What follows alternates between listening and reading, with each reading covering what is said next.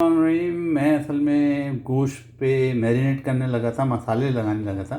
सोचा आपको भी दिखा दूं। ये है बकरे का गोश्त और जनाब ये है गाय के स्टेक और गोश्त पसंदे टाइप के, और ये है हमारी कलेजी। मूड हो रहा है कि कलेजी अभी बनाई जाए और कलेजी खाई जाए, तो मैं आज कलेजी बनाऊंगा अभी।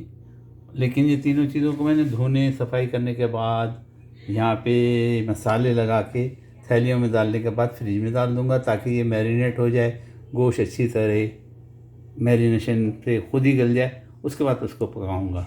तो सोचा आपको भी दिखा दूँ। तो ज़रूर हम चलते हैं अपने मसालों की तरफ।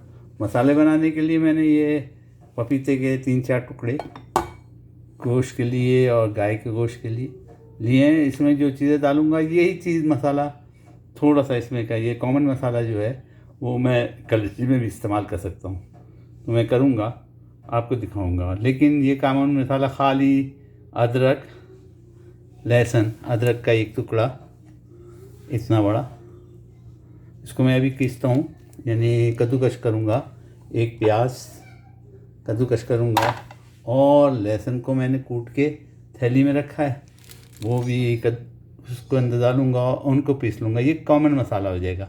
इस कॉमन मसाले के बाद जो है गोश्त का मसाला अलग पड़ेगा और पसंदे या स्टेक के मसाले अलग पड़ेंगे और कलेजी का मसाला अलग। अभी बताता हूँ आपको, बना के दिखाता हूँ। कलेजी आज बनाने का मूड है, तो अभी कलेजी से हम स्टार्ट लेते हैं। मैंने तकरीबन 3 टुकड़े छोटे छोटे ये मैंने कच्चा पपीते को फ्रीज़ करके रखा हुआ है, कल ला के काट के टुकड़े करके अभी मैंने इसमें से फ्रीज़र में से निकाले हैं। ये इसलिए सख्त ही हैं। मेरे दूसरे टुकड़े इतने बड़े मैंने इनको वो काट के टुकड़े कर लिए, छोटे 3 टुकड़े लिए तकरीबन। ये जनाब आली, आप कहें तो मैं तुमको तोल के भी दिखा सकता हूँ। मैं आपको वज़न बताता हूँ कि इसका कितना है। और जनाब इसको हम रखेंगे, पीसेंगे। मैंने अपनी वेविंग मशीन से इसको तोला 150 ग्राम है। 150 ग्राम मैं जनाब आली या पपीते को पीसूँगा, इसका पेस्ट बनाऊँगा और आपके सामने ही बनाना शुरू करता हूँ। थोड़ा सा पानी डालने के बाद इसको मैंने पेस्ट बनाने के लिए अपनी मशीन से, ग्राइंडिंग मशीन से ऐसे ही अभी जल्दी में ये ज़बरदस्त किस्म का पेस्ट बन जाएगा।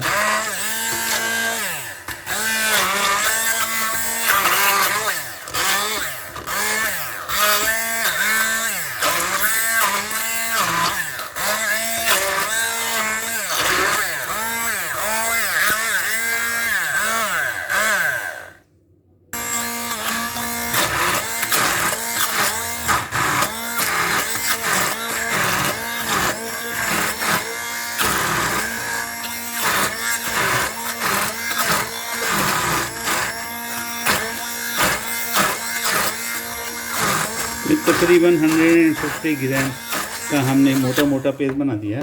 अब इसके अंदर मैं जो है वो प्याज और लहसुन, अदरक ये चीज़ें डालूँगा।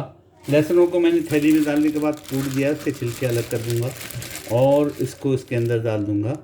लहसुन को थैली में डाल के कूट के मैंने इसके अंदर डाले थे और प्याले में, और मेरे छिलके सारे मैंने हाथ में उठा लिए, इसमें से छिलके सारे। तो ये आसान तरीका है लहसुनों को कूटने का। अब ये लहसुन को हम इसके अंदर डाल देंगे और इसको भी पेस्ट बना देंगे इसके साथ ही। और इसी तरह जनाब ये देखें सारा लहसुन पड़ गया। प्याज के इसके लहसुन के छिलके मेरे हाथ में हैं। अब इसी तरह हम प्याज को और अदरक को करते हैं। हम अदरक को ये किसनी पे किस देंगे, कद्दूकश की कर देंगे ताकि आसानी से ये भी इसे पिस जाए। अदरक भी मैंने तकरीबन कद्दूकश कर दिया है, उसको भी इसके अंदर डाल दूँगा। लहसुन और अदरक को भी अंदर डाल देता हूँ। ये कद्दूकश कर लिया मैंने, इसको भी अंदर मैंने डाल दिया। लहसुन, अदरक और जनाब आली। अब हम इसके अंदर प्याज को भी कद्दूकश करके डाल दूँगा ताकि आसानी से पिस जाएगी। अगर फर्स्ट कद्दूकश नहीं होती तो आप इस जगह से काट भी सकते हैं, इसको टुकड़े भी कर सकते हैं। अब याद रहे हमने इसमें पपीता, लहसुन, अदरक और प्याज कुछ कद्दूकश की है, कुछ जो मोटी मोटी कुतर दी है। इस तरह करके बारीक, इसलिए कि इसको पीसने में आसानी हो। आप इसको ग्राइंडर के जग में पीस सकते हैं, या ये आप इससे हैंड ग्राइंडर से पीसें या जग में पीसें। बहरहाल पीसना और पेस्ट बनाना इसका मोस्ट इम्पॉर्टेंट जो चीज़ है वो है। तो हमने इसको ग्राइंड करना है और इसमें 1-2 हरी मिर्चें डाल देते हैं, या 3 हरी मिर्चें डाल दूँगा, काफ़ी है। क्योंकि मैंने इतना तेज़ मिर्चों वाला नहीं बनाना है, क्योंकि इसमें मैं आखिर में मसाले लगाऊंगा, दूसरे मसाले डालूँगा, पकाने वाले मसाले डालूँगा, इसलिए ये से पेस्ट इसको मैरिनेट करने के लिए बना रहा हूँ।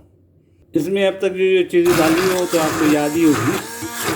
पपीता डाला है, प्याज, अदरक और लहसुन। ये सिर्फ गोश्त को मैरिनेट करके उन्हीं थैलियों में, जिस थैलियों में गोश्त आया उसी प्लास्टिक की थैलियों में, उसी टाइप की प्लास्टिक की थैलियों में मैं उसको दोबारा फ्रिज में रख दूँगा। जब पकाने की ज़रूरत पड़ेगी तो हम उसको निकालेंगे और उसमें मसाले लगाएंगे और पकाएंगे। मैं तो सिर्फ ये दिखा रहा हूँ कि मैरिनेशन कैसी होती है गोश्त की या किसी भी भूनने भानने वाली चीज़ की।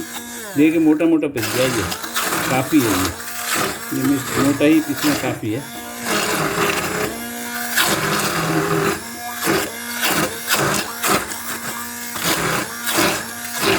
हमेशा याद रखें, भूनने वाले और तलने वाले चीज़ों में 2 किस्म के मसाले इस्तेमाल होते हैं।